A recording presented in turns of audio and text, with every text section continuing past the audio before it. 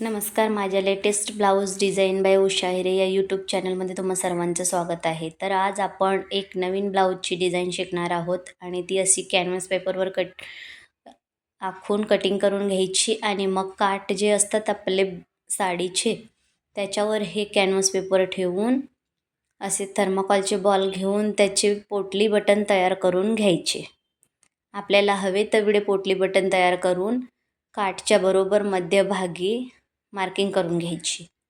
आपल्याला गळा जेवढा रुंदीचा असेल तेवढा आणि असे एक एक पोटली बटन ठेवून ते काठ कंप्लीट म्हणजे शिवून घ्यायचे.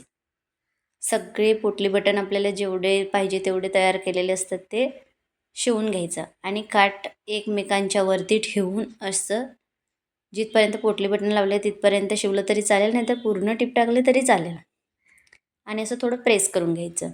त्याच्यानंतर साईडने एक एक शिलाई टाकून घ्यायची असं. मग गळ्याला पण एक एक टीप टाकून घ्यायची आणि एक्स्ट्रा जे कापड असतं ते थोडंसं पाव इंच असं ठेवायचं, बाकीचं कटिंग करून टाकायचं. आणि पाव इंच जे आपण कापड एक्स्ट्रा ठेवलेलं आहे त्याला मध्यभागी फोल्ड करून घ्यायचं, म्हणजे कॅनव्हासच्या बरोबर आकारानुसार. अशा प्रकारे व्हिडिओमध्ये दाखवल्याप्रमाणे तुम्ही फोल्ड करू शकता. आता बरोबर मधल्या गळ्याच्या आकारानुसार एक एक टीप टाकून घ्यायची आणि एक्स्ट्राचं कापड कट करून टाकायचं. अशा प्रकारे गळ्याला फिनिशिंग चांगली येते आणि आपल्या ब्लाऊजचं लूक एकदम छान वाटतं. आणि शिद्द्या बाजूला पलटवून घ्यायचं आणि परत दाब टीप टाकून घ्यायची एक एक. जे दोरे वगैरे निघतात ते निघत नाही असं टीप टाकून घेतल्याने.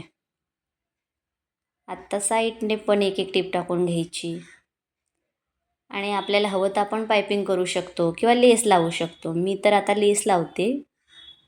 तुम्हाला जर पायपिंग आवडत असेल तुम्ही पायपिंगही करू शकता. असं दोन्ही बाजूला आतल्या आणि बाहेरच्या गळ्याला दोन्ही बाजूला लेस लावून घेतली. बघा किती छान वाटतं ते गळा. असं नवनवीन ब्लाऊज डिझाईन पाहण्यासाठी माझ्या व्हिडिओला लाईक, शेअर अँड सबस्क्राईब करा.